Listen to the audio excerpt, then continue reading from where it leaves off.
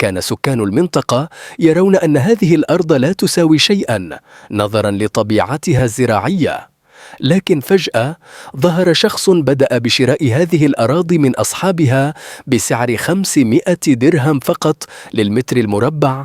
ففرح البائعون أخيرا بقدرتهم على التخلص من أراضٍ كانوا يعتبرونها بلا قيمة. ولكن بعد فترة وجيزة أعلنت السلطات عن رفع الحظر عن البناء ليرتفع سعر الأرض على الفور إلى أكثر من 10,000 درهم للمتر الواحد.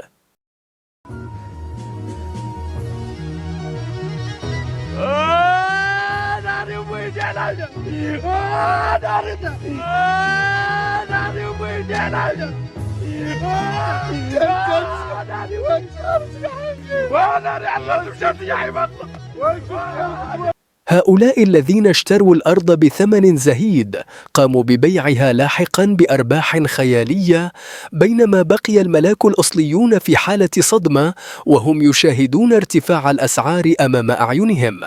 السؤال هنا: كيف عرف هؤلاء المستثمرون أن الحظر سيتم رفعه؟ الإجابة بسيطة: المعلومة الذهبية. بعض المسؤولين الذين يمتلكون سلطة اتخاذ القرار كانوا على علم مسبق بالتغييرات القانونية المقبلة، وقاموا بتسريب هذه المعلومات إلى أشخاص محددين ليستغلوها لتحقيق أرباح طائلة.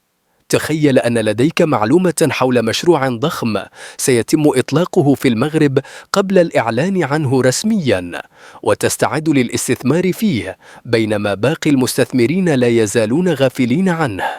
هذا ما يعرف باستغلال النفوذ واحتكار المعلومات. إذا كنت لا تزال تشاهد هذا الفيديو، فهذا يعني أنك مهتم حقاً بهذا النوع من المحتوى. لذا أود أن أطلب منك دعمنا عبر الضغط على زر الإعجاب، فهذا يحفزنا على تقديم المزيد من المعلومات المثيرة والخطيرة. ولا تنسى الاشتراك في القناة وتفعيل جرس الإشعارات حتى تكون أول من يصله الجديد. أمثلة أخرى على استغلال المعلومة الذهبية. هذه القصة المتعلقة بالأراضي ليست سوى مثال بسيط، ولكن ما يحدث في الواقع أكبر بكثير. إليكم بعض الفضائح التي شهدها المغرب، والتي تظهر كيف استغل بعض السياسيين معرفتهم المسبقة بالقرارات لتحقيق مكاسب شخصية. صفقة استيراد الأغنام. قبل الإعلان رسمياً عن استيراد الأغنام، سافر بعض رجال الأعمال المرتبطين بحزب سياسي معين إلى أستراليا، وبدأوا بالتفاوض على شراء أعداد كبيرة من الأغنام بأسعار زهيدة.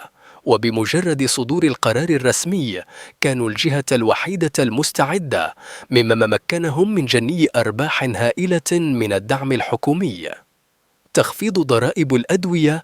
قبل إصدار قانون خفض الضرائب على استيراد الأدوية، قام بعض رجال الأعمال بشراء شركات مختصة ببيع الأدوية، وما إن صدر القرار حتى ارتفعت أرباحهم بشكل ضخم، بينما تأثرت الصناعة الدوائية المحلية سلباً. صفقة تحلية مياه البحر. عندما قامت الحكومة بطرح مناقصة لمشروع تحلية مياه البحر، ظن جميع المنافسين أن تكلفة تصفية المياه ستكون مرتفعة جدا، فتجنبوا المشاركة.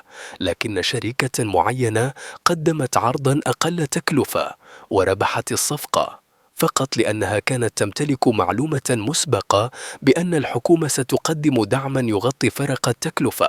ما تم ذكره هنا لا يمثل سوى 0.5% مما يحدث في الواقع. هذه فقط بعض الأمور التي كشف عنها خلال شهر واحد فقط من عام 2025، وما خفي أعظم. استغلال المعلومات قبل الإعلان عنها رسمياً هو ما يسمح لبعض الأشخاص بجني المليارات، بينما يبقى المواطن العادي بعيداً تماماً عن هذه الفرص. إذا كنت ترغب في معرفة المزيد عن كواليس الاقتصاد والسياسة في المغرب، اشترك في القناة الآن، لأن القادم أخطر وأهم، وأترك لنا رأيك في التعليقات. هل تعتقد أن هذه الأمور تحدث بالصدفة أم أننا أمام نظام كامل قائم على استغلال المعلومات لتحقيق مصالح شخصية؟ نلتقي في الفيديو القادم. تحياتي.